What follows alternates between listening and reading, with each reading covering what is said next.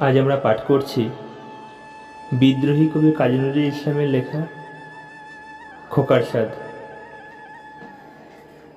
আমি হব সকাল বেলার পাখি, সবার আগে কুসুম বাগে উঠবো আমি ডাকি।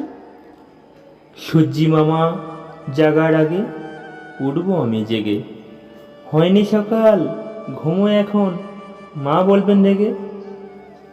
বলবো আমি আলসেমি, ঘুমিয়ে তুমি থাকো, হয়নি সকাল তাই বলে কি সকাল হবে না কো।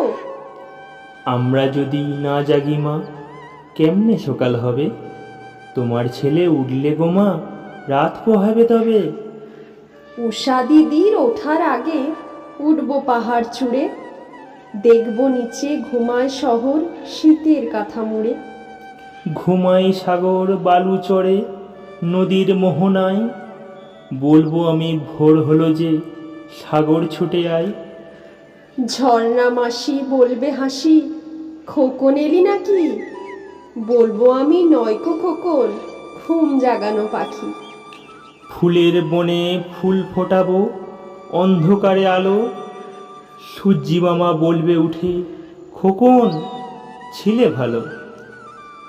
বলবো মামা কথা কওয়ার নাইকো সময় আর, তোমার আলোয় রথ চালিয়ে ভাও ঘুমের দ্বার।